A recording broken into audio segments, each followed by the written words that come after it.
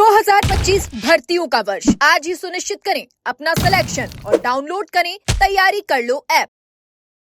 प्रदेश के अंदर smart meter लगाने के नाम पे जिस तरह पहले भी बिजली कंपनियां घाटे में चल रही है, और जब बिजली कंपनियां बनी थी 1998-2000 के दौर के अंदर, उस समय घाटा 7,000 करोड़ पहले साल के अंदर आया, और ये 1 लाख करोड़ से ज़्यादा घाटा अभी बिजली कंपनियों के ऊपर है। अगर किसान की पूरी बिजली माफ भी कर देते तो भी 1 लाख करोड़ नहीं जाता, 10,000 करोड़ रुपए पर साल का अतिरिक्त रेवेन्यू देना पड़ता है। लेकिन दुर्भाग्य से जो भी बिजली मंत्री बनता है, जो भी अधिकारी है, ये लूट मचाते रहते हैं। कभी सस्ती बिजली सस्ती के नाम पे महंगी खरीदना, कभी मीटर बदलना, कभी मीटर इनोवेशन के नाम से नई योजना लाना। पहले आरजी गुप्ता था जो बहुत बड़ा डाकू, वो करता था पहले वसुंधरा जी की सरकार के समय। और अब जो स्मार्ट मीटर का आइडिया लेकर आए अधिकारी, ये आइडिया लेकर आए, और ये 11,000 करोड़ से ज्यादा का स्मार्ट मीटर का ठेका इन्होंने दिया जीनस, जो सीतापुरा के अंदर है, जीनस कंपनी को, जिन्होंने मंत्री के खुद के स्मार्ट मीटर लगाया। और इस स्मार्ट मीटर का मुझे लगता कोई औचित्य होगा, क्योंकि स्मार्ट मीटर का मतलब है कि ऑनलाइन सारा कुछ ऑनलाइन होगा। आपके फोन से उसको अटैच करेंगे, आप रिचार्ज भी करा सकते हो।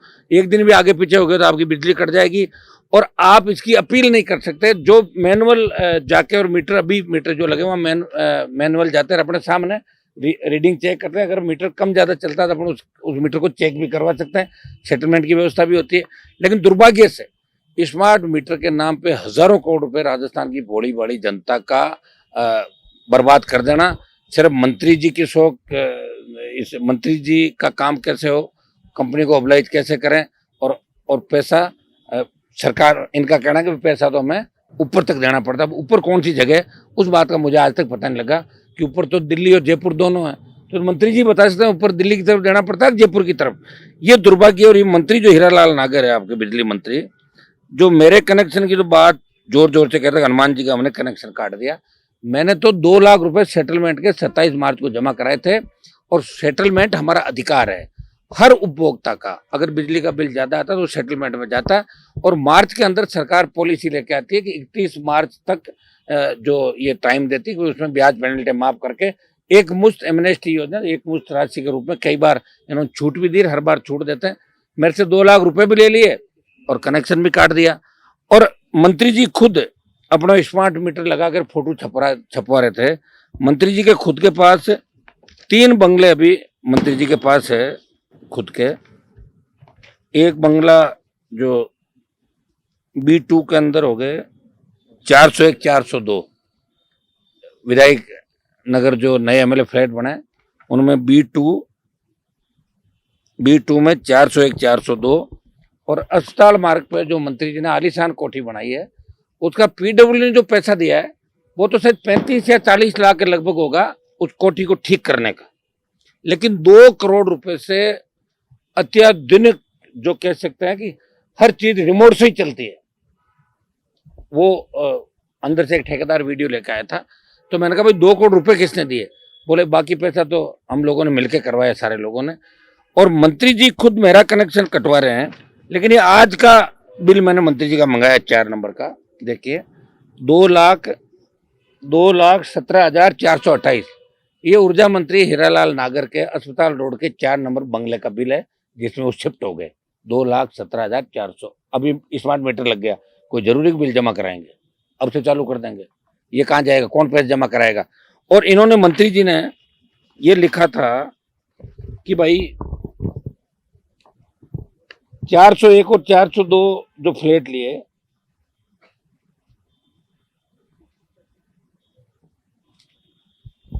ये मैंने आपको बता दिया। मंत्री जी ने भेजा इसको, ये बंगले का बिल सरकारी खजाने से भरने के लिए भेजा। तो वहां ट्रेजरी ने क्या कहा? ट्रेजरी ने ऑब्जेक्शन किया कि एक व्यक्ति का एक ही बिल सरकार भरती है। आप देखो, खुद ऊर्जा मंत्री आखंड भ्रष्टाचार में डूबा हुआ। ये तो तीनों बिल सरकार से भराना चाहता है। अभी 2 बंगले उनके बिल भी बाकी है, भरा कि नहीं भरा। लेकिन इसका मैंने जो बताया ऊर्जा मंत्री का, ये आज का बकाया बिल है। और ये 11,000 करोड़ का जो जीनस कंपनी का, इसमें कम से कम बड़ा परसेंटेज मिनिस्टर का, एक इनका सिस्टम होता है। हम तो कभी सिस्टम में रहे नहीं और शायद कभी सिस्टम में रहेंगे तो भ्रष्टाचार जड़ से खत्म हो जाएगा। लेकिन सिस्टम ये देखा कि अपने आप ही इंजीनियरों से लेके, चीफ से लेके, एमडी से लेके, सीएमडी से लेके, मंत्री से लेके, मुख्यमंत्री दिल्ली तक ये जाता है। दिल्ली की योजना दिल्ली तक, यहाँ की हो तो यहाँ तक। तो इसमें 2 से 5% कमीशन बता रहे हैं। अगर 2% मंत्री के पास जाता है 11,000 करोड़ का, तो 2% कितना हुआ भाई बताओ? 220 करोड़ रुपए तो 2% से जा रहा है ईमानदारी का उनके पास। तो 5% अगर लिया जब चला गया 1,000 करोड़, 7 पुश्तैनाल हो गई इसकी। पहले क्रेशर से काम चला रहा था, अब पूरा बिजली महकमा मिल गया राजस्थान के अंदर, उसको आराम से लूटो खाओ। एक बिजली विभाग के अंदर एक चीज और होती है, कोई किसी तरह का रिकॉर्ड इनके पास नहीं रहता। जैसे थाने में रोजनामचा होता है, उसको अब तो ऑनलाइन का सीट, पहले रोजनामचे पुराने थानेदार फाड़ देते थे और नहीं लिख देते जब कोई दिक्कत होती। थाने की रोज की गतिविधि रोजनामचे में लिखी जाती है। ये नया ट्रांसफार्मर किसको देते हैं, पुराना कहाँ से लाते हैं, चोरी करवाते हैं, उनको ही लाते हैं। और ये जो 11,000 करोड़ रुपए का काम इन्होंने किया सरकार ने, इस काम से ये चाहते तो बिजली की छिद्यत रोक सकते थे, नए जीएसएस खोल सकते थे, पूरी बिजली दे सकते थे 6 घंटा 7 घंटा, ट्रिपिंग जो आ रही है उसको कम कर सकते थे। और आज राजस्थान सोलर और विंड के बाद नंबर 1 की ओर बढ़ रहा है। हर जगह सोलर विंड देख रहे हो। और हमारी जो थर्मल इकाइयाँ हैं वो भी अच्छा बिजली का उत्पादन कर रही है। हम 1-2 साल बाद अगर ईमानदारी से सरकार काम करे तो हम बिजली निर्यात करने की स्थिति के अंदर है। लेकिन मंत्री जी अपने 7 पीढ़ियों का जो मरोड़ है वो सारी सारी निकाल लेंगे। पहली बार मौका मिला है, शायद सेकंड बार एमएलए रहे होंगे। और खियूंसर का जो हमारा एमएलए है उसको लोगों ने कहा भाई आप बिल क्यों नहीं भरे एमएलए साहब? तो उसने कहा मैं बिल नहीं भरूंगा। मंत्री जी ने मुझे कहा है कि आप तो जीत गए और हनुमान जी हार गए, तो आप ऐसा करो मैं खुद ही नहीं भर रहा हूँ, तो ये बिल देखो, इसका एक भाई रामेश्वर बीजाराम कनेक्शन पीडीसी करा देना, मतलब 25-300 पीडीसी करा के नया कनेक्शन उसी कैंपस में लेना। फिर इसका दूसरा भाई आ गया रामेश्वर, इसी रामेश्वर ने 28,751 पीडीसी, तीसरा उसी ढाणी के अंदर। कायदे से पीडीसी कराने के बाद उस कैंपस में जब तक कोई क्लियर नहीं हो नया कनेक्शन नहीं दे सकते। उसी नाम से दोबारा कनेक्शन? हाँ उसी नाम से सारे। अब देखिए 2 ये हो गए, एक इसका भाई छोटा माणक हो गया, इसने भी पीडीसी करा लिया। फिर नया ले स्कूल के अंदर, फिर एमएलए खुद हो गया, इसने ये इसका खाता नंबर है रेवंत राम बिंजाराम 14,300 पीडीसी। अब अभी रुको, अब तो रेवंत राम का पिताजी हो रहे, सुनो उसका दादाजी बीजाराम से राजू राम 15,137। जब रेवंत राम को ये पूछा कि साहब हनुमान जी का बिजली का कनेक्शन काट दिया, आपको भी कोई गड़बड़ नहीं हो जाए? बोले मेरे को तो मंत्री जी ने साहब कह रखा है कि भजन लाल जी जब तक बैठे हैं और मैं बैठा हूँ, मैं तो खुद बिल नहीं भर रहा हूँ, तुम बिल भरो मत, मैं संभाल लूंगा अपने आप। ये स्थिति राजस्थान की है। अब आप बताओ राजस्थान को किस दिशा के अंदर लेके जा रहे हैं? हम जो सेटलमेंट करके और पैसा देना चाह रहे थे, हमारे कोई बिल बकाया नहीं है। और अगर बिल बकाया भी होते हैं तो एमडी और एससी जब बात करते हैं, एक सांसद डीसी का चेयरमैन होता है जिला विद्युत समिति का, या चेयरमैन भी मोदी नहीं बनाया हमारे को, उसमें आप कनेक्शन काट के किसी को डिफेम करने की कोशिश करो कि साहब आपने हनुमान जी तो बिजली का बिल नहीं भर रहे हैं।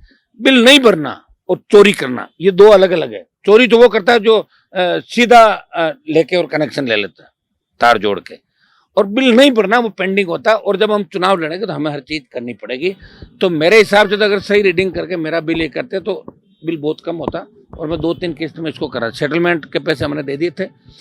चूंकि इन्होंने मुझे डिफेम करने का प्रयास किया, इसलिए मैं कुछ छोटे मोटे कागज मंत्री जी के लाया हूँ। और बाकी 1-2 लोगों को लगा रखा मैंने, जो उनके क्रेशर से लेके गाँव से लेके अब जो वो काम करेंगे वो मेरा आदमी पीछे पीछे काम करता रहेगा। और उनके सारे कागज मंत्री जी के हम लाएंगे।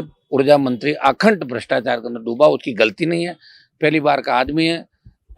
मैंने दिल्ली के अंदर 1-2 जगह देखा, मैं नाम नहीं लेना चाहता, चपड़ासियों की तरह खड़ा रहता है दिल्ली के अंदर, और उन लोगों के सामने खड़ा रहता है जो खुद चपड़ासी है। उनका बॉस और है, उस बॉस का नीचे चपड़ासी, और इस चपड़ासी के सामने भी चपड़ासी। इससे आप अंदाज लगा सकते हो कि राजस्थान किस दिशा की ओर जा रहा है। आज हमारे जिस तरह विधायक के वहां पे बड़ी वो खनन का मामला आया है, वो खनन अगर आम आदमी के होता तो इसका 200 करोड़ जुर्माना होता। 60 करोड़ जुर्माने की बात, जुर्माना कौन करेगा? मैं भजन लाल जी से पूछना चाहता हूँ, आपने भारतीय आदिवासी पार्टी के विधायक को तो पकड़ लिया कि अपने विधायक खिलाफ कार्रवाई करोगे आप? और उसको जब 2-3 महीने पहले पता लगा कि मेरे 100 करोड़ का जुर्माना हो सकता, 200 करोड़ का, तो उसने अपने साले के नाम करा लिया। उससे माइंस लगाई जो उन लोगों ने, माइंस हुई नहीं उनकी, उसको इलीगल तरीके से उन्होंने खोद के 4 लाख टन से ज्यादा माल निकाल के बेच दिया। ये दुर्भाग्य है। भजनलाल जी से मैं जवाब चाह रहा हूं, भजनलाल जी, आप हनुमान बेनीवाल जी का घर खाली करवा रहे हो, कनेक्शन कटवा रहे हो, वो तो भर रहे हैं, और कोई हो तो आपका बता देना, चुनाव कैसे लड़ेंगे। मेरे नाम से अगर बकाया होगा तो मुझे पूरा भरना पड़ेगा, और भी कुछ है तो बता दो, लेकिन अपने विधायकों का वो भी तो आप देखो। जीरो टॉलरेंस भ्रष्टाचार की बात आप यहाँ कर रहे हो राजस्थान के अंदर, दिल्ली तक सारा पता लग गया कि सरकार कौन चला रहा, कौन नहीं चला रहा। ऐसे नौसिखिए लोग, आपकी पूर्व सांसद बजरी का काम कर रही है यहाँ के अंदर, आपका एसपी जो जब टीचर था तब उसके साथ क्या हुआ, वो हमारे पास कागज आज आ जाएंगे, वो कल या परसों में उसकी भी प्रेस कॉन्फ्रेंस करके बताएंगे कि शिक्षक होते हुए उसने किस तरह उस जमाने में छात्राओं के साथ छेड़खानी करी, जब नागौर के एसपी ने 1996 के दौर के अंदर। ऐसे व्यक्ति को किसने करेक्टर सर्टिफिकेट दिया जब वो डिप्टी बना था? ये हुआ। इसकी शिकायत हम प्रधानमंत्री से करेंगे और चाहेंगे कि इसको गलत तरीके जो थाने में सर्टिफिकेट दिया, इसको घर भेजें और इससे वसूली करें जो नौकरी के अंदर रहते हो किया। ये काम चूंकि दिल्ली वाले तय करते हैं कि आईपीएस बनने के बाद गलत तरीके से कोई आईपीएस बन गया और उसने कोई तथ्य छुपाए हैं तो उसको जेल जाना होगा, उसकी कार्रवाई हम बाद में करेंगे। लेकिन आज हम 81 दिन से धरने पे बैठे हैं, एसआई भर्ती रद्द कराने, आरपीसी पुनर्गठन, तमाम मुद्दों को लेकर बजरी माफिया के खिलाफ लड़ रहे हैं। दुर्भाग्य देखिए कि किस तरह बजरी माफिया राजस्थान में हावी हो गया। पहले वालों को भगाया तो दूसरे आ गए, और दूसरे में बीजेपी के कई लोग इसमें इन्वॉल्व है। कई लोगों ने 15%, मुझे तो धीरे धीरे जब इकट्ठा होगा तो अब ये लड़ाई आर पार की है, ये आर पार की लड़ाई चलेगी। 15 को हमारी नागौर के अंदर बड़ी लड़ाई है। जिस तरह रेलवे लाइनें निकल रही है, वो उनको 1 लाख 1.25 लाख रुपए पर बीघा दे रहे हैं। आज जमीन के भाव आसमान छू रहे हैं। 15 से 20 लाख रुपए पर बीघा किसान को दें, पुनर्वास की व्यवस्था करें, क्योंकि जमीन ही है उसके पास, तो उजड़ जाएगा तो कहाँ जाएगा। इसको लेके जिस तरह बड़ी कंपनियां में गुंडागर्दी कर रही नागौर के अंदर, कानून पुलिस इनकी कठपुतली बन गया, भाजपा के हारे हुए नेताओं की, ऐसे लोगों की, अनपढ़ लोगों की। तो इसको लेके 15 को हमारा बड़ा प्रदर्शन है। 50,000 से ज्यादा लोग 15 तारीख को नागौर के अंदर आर पार की लड़ाई का ऐलान हमने किया, वहाँ आक्रोश के रूप में दिखेंगे। ये दुर्भाग्य है कि इस बिजली मंत्री ने जो घपला घोटाला किया, मीटर जिस ठेका जिस कंपनी को दिया, और उसमें जो भ्रष्टाचार की भारी बू आ रही। क्यों सर एमएलए को ये कहना कि आप बिल्कुल मत भरना अपने परिवार के बिल, मैं बैठा हूं ना, मैं सब करा दूंगा। आपको मैं धन्यवाद देता हूं, आपने हनुमान जी की पार्टी को हराया। हनुमान जी की पार्टी को कह रहे हो, हनुमान जी का मैं काम करता था पहले, बीजेपी को तो उम्मीदवार ही नहीं मिला, तभी तो मेरे यहाँ से ले गए थे उदार उम्मीदवार। हनुमान जी तो वही है, यही है, करा लें ईडी सीबीआई भेज के जांच, कुछ भी नहीं मिलना। ये राजस्थान का दुर्भाग्य। और मैं मीडिया के माध्यम से तमाम हमारे सरकार के अंदर बैठे जो अधिकारी सरकार चला रहे हैं, मुख्यमंत्री को भी कहना चाहूँगा कि समय रहते जो सबूत हम आपको दे रहे हैं उसमें आप कार्रवाई करें। आप एसओजी के उन 4 अधिकारियों के खिलाफ भी कार्रवाई करें जिन्होंने कटारा के समय जब एसआई भर्ती का मामला पता था, फिर भी उन अधिकारियों को आपने सजा नहीं दी, दंडित नहीं किया। आपकी सरकार ने तो हाईकोर्ट के अंदर एसओजी पे ब्लेम लगा दिया। अब हाईकोर्ट ने कहा कि एसओजी को हम बुलाएंगे। हाईकोर्ट के अंदर जब सुनवाई पूरी हो जाएगी और उसमें अगर फैसला हमारे पक्ष में आता है तो हम दूसरा रास्ता अपनाएंगे, और फैसला अगर विपक्ष में आता है तो दिल्ली कूच का ऐलान हमारा होगा। अब की बार जो लोकसभा का सत्र चलेगा वो गर्मा गर्म होगा। जंतर मंतर पे भी धरने चलेंगे राजस्थान को लेकर, लंबित मुद्दों को लेकर। तमाम जो यहाँ के मंत्री जिस तरह भारी भ्रष्टाचार कर रहे हैं, कुछ आपके जल शक्ति जो यहाँ के जल संसाधन मंत्री और दूसरे मंत्री हैं, उनके भी कागज हमारे पास आ रहे हैं। समय समय पे हम इन भ्रष्टाचारियों की रोज आपके सामने पोल खोलते रहेंगे, और आप लोग लोकतंत्र का चौथा स्तंभ हो। आप सब मिलके और हम सब मिलके इस राजस्थान को बचाएंगे, नहीं तो इस राजस्थान को डुबो देंगे। कभी स्मार्ट मीटर के नाम पे, तो कभी कोई दूसरे नाम पे, और कभी रिको के उस आदेश के नाम से, जिसमें कह रहे हैं कोई जमीन रखो ही मत, दे दो सरकारी जमीन, सारी सारी हमें अलॉट कर दो और हम उसको फिर बेच के खा जाएं। तो इस तरह के जो तुगलकशाही आदेश निकल रहे हैं।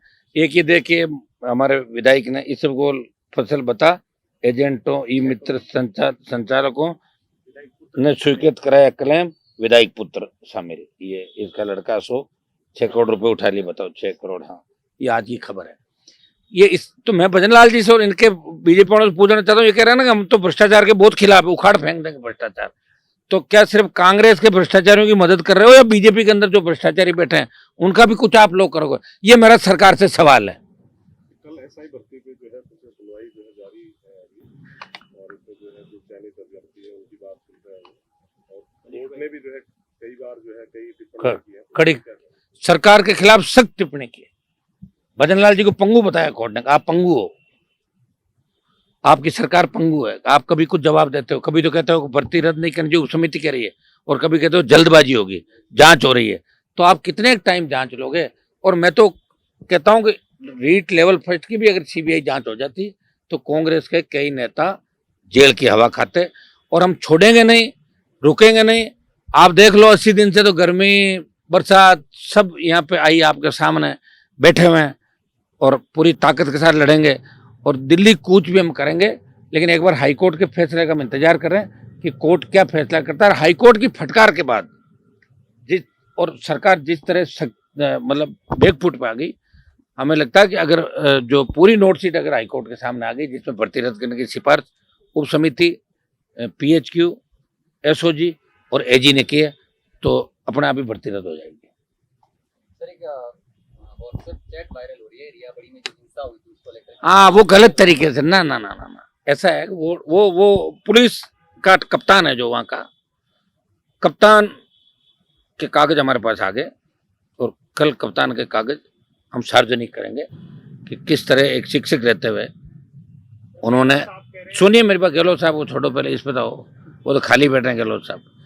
मैं कह रहा हूँ कि पुलिस कप्तान बजरी के मामले में लिप्त है, और पुलिस कप्तान ने ये कहानी रची।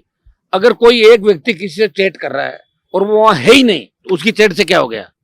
लोग तो हमारे पे भी आरोप लगाते हैं, लाओ तो सही तथ्य है। एक व्यक्ति की, रिया के अंदर जो लोग थे उन पे गाड़ी चढ़ा के उनको मारने का प्रयास किया, और जब मैं वहां गया तो 20,000 संख्या थी। उस दिन राजस्थान सरकार ने हमसे बात करी कि बजरी का सर्वे होने के बाद, जब सर्वे की रिपोर्ट आएगी उसके बाद बजरी परिवहन कराएंगे। तो ऐसी क्या आवश्यकता पड़ गई कि सेकंड डे बजरी का परिवहन चालू कर दिया? गांव के लोग ओरण गोचर और उस नदी को बचाना चाहते थे, और हम लोग भी इसी। आप सरकार चंद लोगों को फायदा देने के लिए गरीबों को उजाड़ थोड़ी सकती है। रिया का जो मामला बिल्कुल माफियाओं ने मिलके जिस तरह वहां फायरिंग की टिल्लों के सामने खड़े, उनके वीडियो पे है। हाँ, उससे पुलिस ये मोड़ देना चाहती है कि साहब सारा काम माफिया सही तरीके से करा, और पुलिस ने अपनी मौजूदगी में गाड़ियां चढ़वाई। ये सारा दूध का दूध और पानी का पानी हो गया। DGP इसमें मिला था, और DGP ने जो मुकदमे दर्ज हुए उनकी जांच के आदेश भी कर दिए। नए सिरे से टीम बन के जांच करेगी, जांच में सारे तथ्य आएंगे। रिया का कोई भी व्यक्ति आपको वहाँ किसी अपराध में शामिल होना नहीं पाया जाएगा, जहां तक मैंने छानबीन की है। सर आपके बंगले और फ्लैट को खाली करने को लेकर विवाद जारी है, काफी और बीजेपी के नेता हैं जिनके पास भी इस तरह के। वो तो मैं फिर आज तो अब ज्यादा हो जाएगा ना सारा, वो लाए हूं ना सारी की सारी सूची। बीजेपी के नेता, कांग्रेस के नेता, और 5-6 तो प्रमुख नेता ही हो गए आपके भाई, सचिन पायलट, गोविंद डोटासरा, अशोक गहलोत, वसुंधरा राजे, ये सब विधानसभा पूल में लिए। इनके मकान GAD में थे, उनको विधानसभा पूल में लिए, और इनको एक तीसरे अपने थे, चौथे, मैं 4 नाम बताऊंगा बड़े बड़े आपको, बाकी तो क्या लंबी चौड़ी लिस्ट है, इसमें समय लग जाएगा। एक बंगला और है आपका प्रताप भील, उसके नाम से अलॉट कराया, बड़ा बंगला है, बड़े बंगले जो GAD के अंडर में। तो ये प्रताप भील का बंगला सजा के और बीजेपी किसी बड़े नेता को देंगे, और एक हमारे राजेंद्र पारिक जी को दिया, और एक नरेंद्र बुटानिया। देखिए, ये बंगले देके सचिन पायलट, गहलोत और डोटासरा, इनको बड़े बंगले देके एक तरीके से सुरक्षा और बंगले देके इनको ये कहा कि भाई आपको सब आपकी व्यवस्थाएं मिल जाएगी, आप तो शांत रहो, इसी बात का आपको इनाम है। और ये इनाम दिया, और ये तो इनाम दे रहे हैं। मैं तो मकान खाली, मेरे मकान में कौन रहता है? मैं तो सड़क पर रहने वाला आदमी हूँ। बच्चे तो मेरे नागौर पढ़ रहे हैं, वहाँ की बिजली काट दी, मैं जनरेटर चला रहा हूँ। मैं राजस्थान उच्च न्यायालय के अंदर जाऊँगा कल, उसके बाद सारा दूध का दूध पानी का पानी हो गया। ये मेरा प्रिविलेज है, मेरा सरकारी दफ्तर उस घर के अंदर है। मैं तो सरकारी दफ्तर नहीं लिया, नहीं मेरे पास PA है, न सरकारी दफ्तर में, तो सरकार का कितना पैसा बचा रहा हूँ। इसके अंदर भी इनके खिलाफ कड़ी कार्रवाई करेंगे। और अब इस सरकार के मुखिया और उनके आसपास के लोग और मंत्रियों के खिलाफ हम रोज मोर्चा खोलेंगे और इनके भ्रष्टाचार की पोल खोलेंगे।